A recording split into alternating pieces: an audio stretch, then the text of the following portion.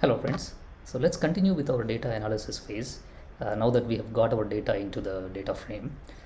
So in this video we will mainly focus on how do we understand our data from different perspectives, taking numerical data or taking categorical data, which are not numbers but which are meant to be objects of different categories, and then we will pictorially visualize how these variables are spread with respect to different values, and also how they are related to the output variable, right? So the whole purpose of this analysis is to understand whether the data is making sense, whether we have collected them in the right way, or we need to go back and collect more data, right? Or whether a column is making sense, we can just remove it, right?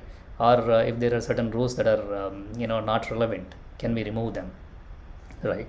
And also understand, is there a relationship between one variable to another, right?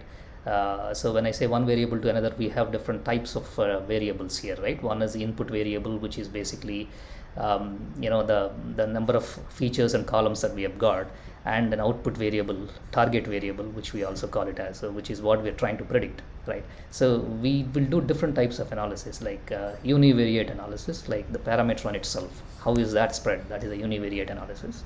Whereas we will do a bivariate analysis of how a parameter is influencing other parameters. So is there a positive or negative relationship between them? So those sort of things is what we will also look at. And also there is one important aspect which is called as multivariate analysis, or we also, this is one important assumption within linear regression, that our variables, our parameters should not be highly correlated with each other, right? They should be, each parameter should be independent in term, as much independent as possible, and it will independently influence the output variable.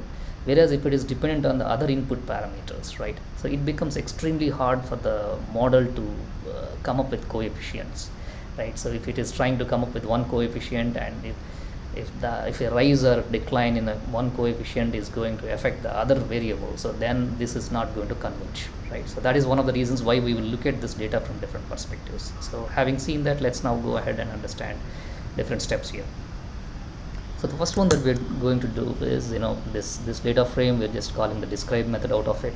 So what this does is it looks at all the numerical values within the data frame, right? So all these columns that we are seeing, the car ID, symbolic, wheelbase, and so on, all of them are the linear numerical variables, and including the price also, which is our output variable, right?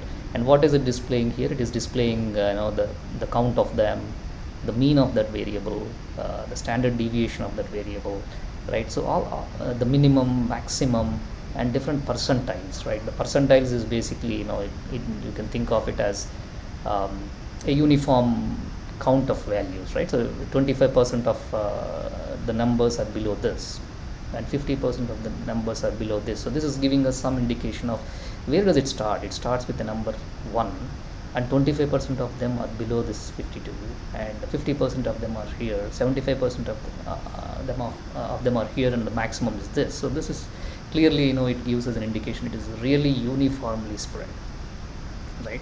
However, this variable may not be as important, because if you have so much spread, so that may or may not be very significant. But considering that this is just a unique identifier for the car, that may not have an influence on the output variable. So down the line we will remove this variable, but we are getting a feel of it here, right? So this is really having higher standard deviation for a 205 maximum value, 59 of standard deviation, meaning how much it is spread from the mean.